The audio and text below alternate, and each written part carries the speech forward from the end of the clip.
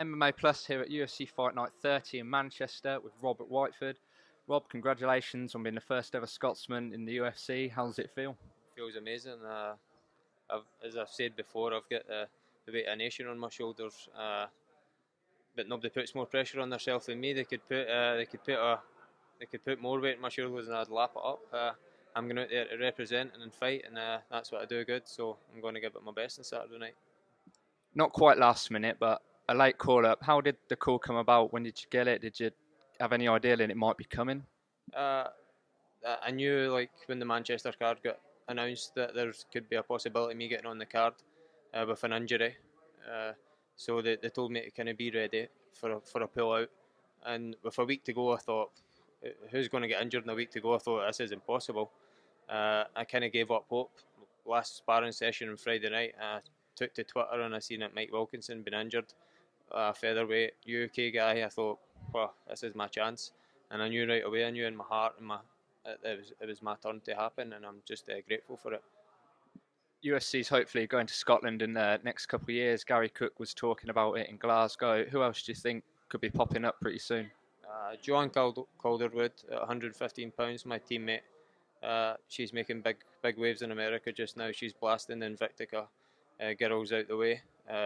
Not to mention me in the gym as well, sparring. So I think with the UFC making 115 pounds for the women's division, I think she'd be the first to get a call up.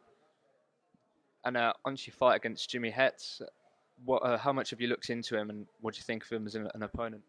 I've watched Jimmy once this week, and last year I watched one of his fights, and I noticed his style was very similar to mine. So I actually took some of his stuff and I was coaching it in the gym on the Monday after watching UFC on the Saturday night. So I think our styles are going to nullify each other, and it'll make for a very interesting fight. Hopefully, us two thrown down in the middle of the octagon. So that's how I've kind of visioned it in my mind, and I hope it goes that way for the fans and for me and Jimmy.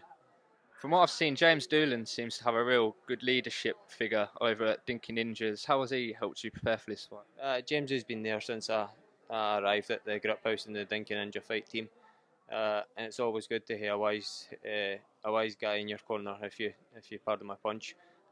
He's been around everywhere. He knows what's going on, and it's also been great for him having him at my fights and stuff, just to let you know that somebody's been there before you, and that they know what you're going through. So it makes it a little easier with guys like him taking a little weight off my shoulders and just bring me back down to earth, basically. I think Dinka Ninjas is soon going to become Scotland's version of Wolf Slayer. When it really gets big over there and you've got a lot of fighters, it's going to be Dinka Ninjas that people look to, with all the first wave of Scottish fighters coming out. Yeah, for sure. We've got a lot of great fighters in Scotland. Any fighter in Scotland that's ever done anything's came from the Dinka Ninja group. We have 3 gyms in Scotland, based in Glasgow, Dumbarton and West Lothian. So anybody that's serious about MMA or wants to get serious, and they're not just paying how could you say it, a cowboy trainer to get good at something, the Dinka Ninjas is where you need to end up. Thanks a lot for speaking to us. Best of luck for the weekend. This is MMAPLUS with Rob Whiteford at UFC Fight Night 30.